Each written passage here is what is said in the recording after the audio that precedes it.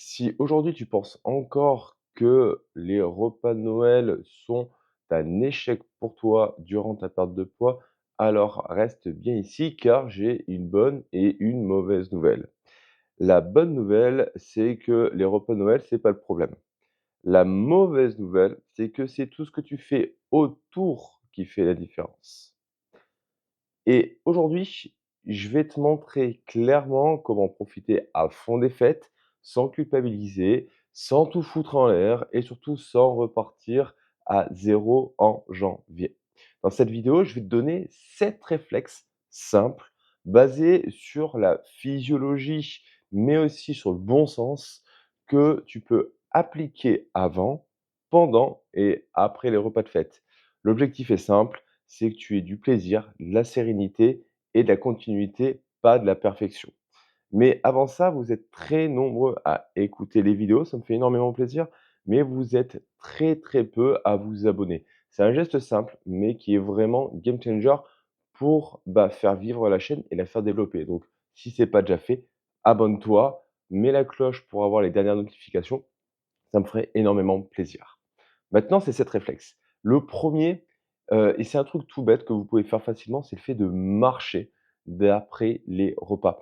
Ça, c'est, un cheat code absolu. OK? Premier réflexe et honnêtement, pour moi, c'est le plus puissant, c'est le fait de marcher après les repas. D'accord? Alors, pas des heures, d'accord? 10, 20, 30 minutes, d'accord? Une marche tranquille, je te demande pas de faire du cardio, mais simplement le fait de faire ça, ça va aider à réguler ta glycémie, ça va améliorer ta digestion. Tu vas avoir en plus un stockage de gras qui va être moins important parce que tu vas utiliser le glycogène de tes muscles et en plus, tu te sentiras moins lourde.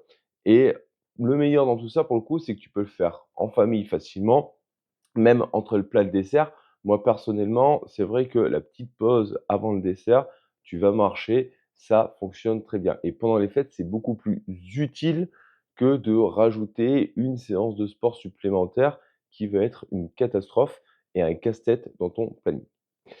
En deuxième, c'est de plutôt favoriser les glucides plutôt que les lipides.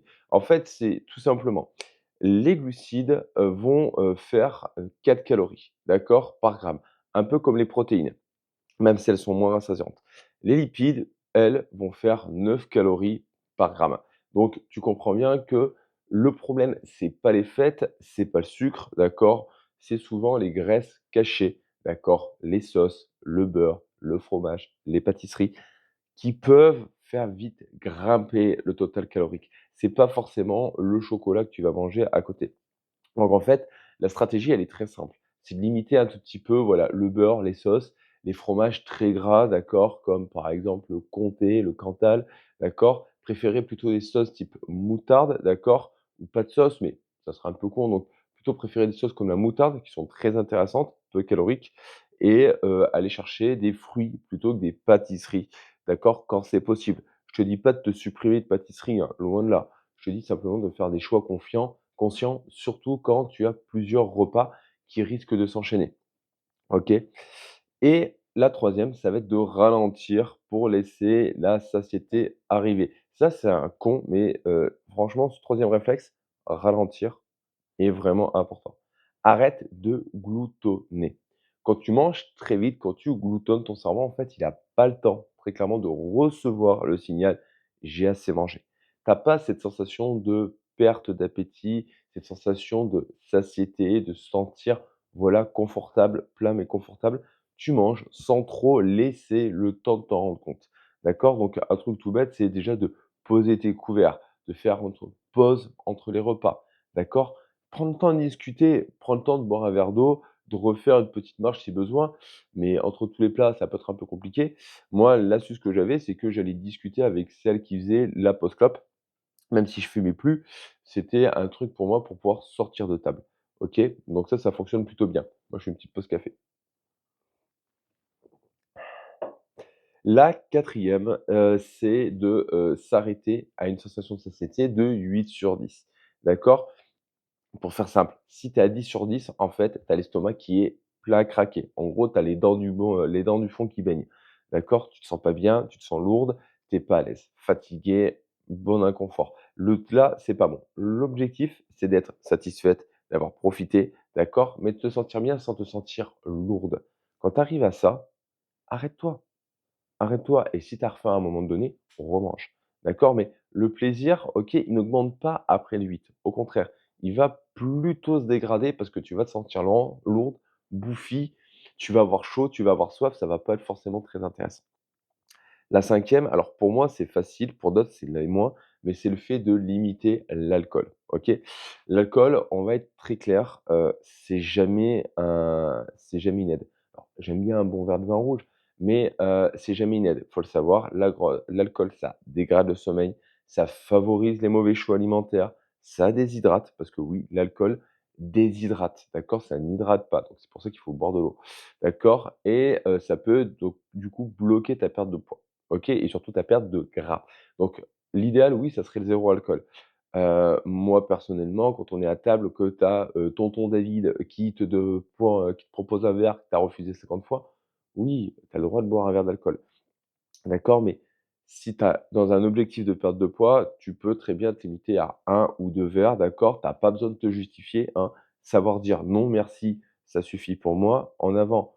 Au pire, tu sais quoi? Tu conduis et comme ça, tu es pas emmerdé, OK? La sixième, c'est de garder des routines santé. Alors, quand je parle de routine santé, c'est un truc tout bête, c'est si tu as l'habitude de faire de la respiration, continue à faire de la respiration. Si tu as l'habitude de faire de la lecture, de coucher un peu plus tôt, d'avoir une routine matinale, ben, en fait, n'arrête pas pendant les fêtes. Continue. Alors oui, il va y avoir des loupés, d'accord? Mais garde, le minimum d'inertie, d'accord? Ça te permettra d'avoir de la régularité et donc du coup, de beaucoup mieux t'en sortir par la suite. Alors, même s'il y a un loupé, tu reprends le lendemain et en avant-marche et ça passe très bien, OK? Et la dernière règle, je pense que c'en est une à retenir, d'accord? Surtout si tu as, comme moi, la maladie du perfectionnisme, c'est le fait de respecter, en fait, la règle du 80-20, la fameuse loi de Pareto. Elle est là pour te déculpabiliser, d'accord? Et c'est peut-être une des plus importantes à comprendre, c'est que la culpabilité va t'entraîner sur du foutu pour foutu. Là où, juste en disant: «OK, bah, en fait, j'essaye de faire 80 du temps des choses cohérentes», d'accord? Parce que tu es pas en repas de fête tous les 4 matins, d'accord? On va pas se le cacher. Tu vas en faire 2, 3, 4, 5, d'accord? Mais tu vas pas faire que ça de tes journées, des repas de fête. Donc sois cohérent le reste du temps et tu vas voir, ça va aller, d'accord? 20 du temps, sois flexible, assume et profite de ce moment-là. Il faut comprendre que, la culpabilité, ça entraîne du stress, le stress engendre du cortisol et le cortisol va t'aider à stocker du gras. Donc mieux vaut faire des choix imparfaits, d'accord, mais conscients, plutôt que des excès qui amènent à des regrets. Faut comprendre une chose à un moment donné, tu es sur des moments de fête, des moments de famille, des moments de convivialité et c'est OK à un moment donné de pas se prendre la tête et pas de compter tes calories et pas, venir, te mettre la rate au courbouillon parce que tu as mangé un peu plus que d'habitude. Tu vas faire des choses imparfaites, je vais faire des choses imparfaites. J'ai un chapon avec du beurre, d'accord, et de l'huile qui est en train de cuire au four. Je fais des choses imparfaites. C'est une fois de temps en temps, c'est OK, d'accord? Pour stocker du gras, c'est, je le rappelle, 7 700 calories de surplus. Ça ne se fait pas comme ça. Donc relax. Donc ce qu'il faut que tu comprennes, c'est et ces 7 points-là vont t'aider. C'est tout simplement, marche après tes repas. Choisis plutôt des associations protéines-glucides pour limiter les graisses, OK? Mange lentement, pose tes couverts, prends le temps de discuter et de connecter, d'accord? Quand tu as plus faim, tu t'arrêtes de manger tout simplement et tu gardes une petite place pour le dessert, tout simplement. Tu limites l'alcool, tu gardes des routines, d'accord? Si tu as l'habitude de t'entraîner 4 fois par semaine, continue à t'entraîner 4 fois par semaine. Fais plus court, tout simplement, OK? Et applique cette loi du 80-20, d'accord? Sans culpabiliser parce que c'est normal, OK? Donc pour finir et c'est ça que je veux que tu retiennes, c'est les fêtes, elles sont pas là pour détruire des progrès, bien au contraire. Ce sont ces petites choses, d'accord? Ces petits choix répétés qui font la différence. Si tu fais des choix qui sont conscients, qui sont cohérents, ça va aller, tout va bien se passer. Tu peux profiter sans lâcher complètement les choses, d'accord? L'objectif, c'est d'avoir du plaisir, de la sérénité et de continuer pas de faire de la perfection de A à Z. Maintenant, bah, comme je te dis, si tu veux que je continue à faire des vidéos comme ça et à booster, je t'invite à liker, à partager, mais surtout à t'abonner. Ça me ferait énormément plaisir. Je vous souhaite de bonnes fêtes et rappelez-vous les choses, une fille, arrêtez d'enfiler des perles.